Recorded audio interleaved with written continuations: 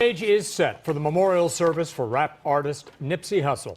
Staples Center is booked. I mean, we're talking all tickets gone. That's at least, what, 21,000 or something like that? That's about right. Organizers are expecting a massive crowd for the man who meant so much to his community. CBS 2's Dave Lopez is live at Staples Center. Dave? Well, it's only happened once before, and we'll get to that in just a second. Behind me is Staples Center, where tonight the Lakers finish out their season against Portland. Tomorrow night the Clippers play.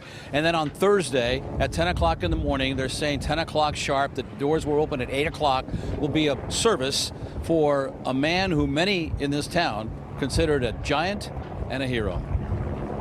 I'm an urban legend. South Central. The legend of Nipsey Hussle continues to grow. In less than 30 minutes, after free online tickets became available to attend his celebration of life at Staples Center, it sold out.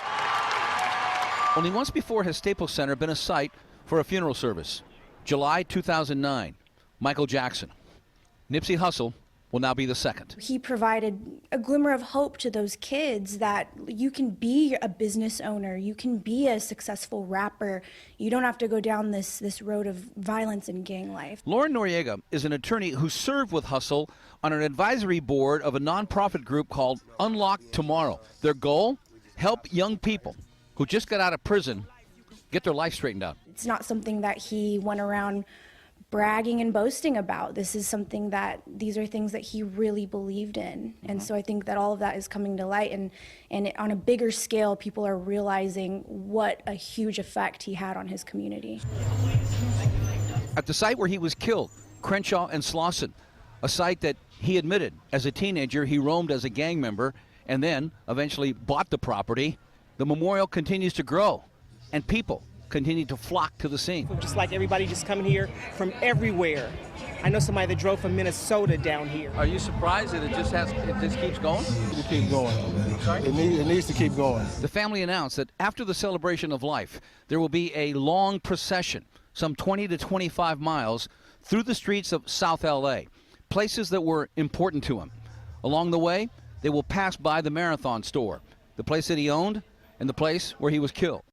It is my hope and expectation that faith leaders and community advocates and organizers and our grid resources and Mayor's Crisis Response teams, all individuals from each of those entities will provide, as we've seen at the vigil, this ongoing this last week, over this last week, that those will be important peacekeepers and organizers to help allow people to grieve and attend those events without unnecessarily involving a police presence.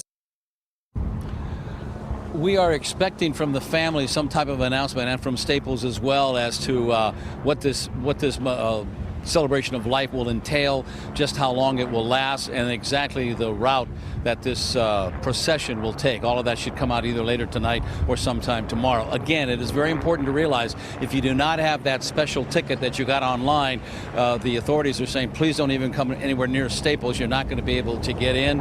And as of now, the family is requesting that no media will be allowed in, so there'll be no live coverage of this event. That's the word we're getting right now. Reporting live from outside Staples Center, I'm Dave Lopez.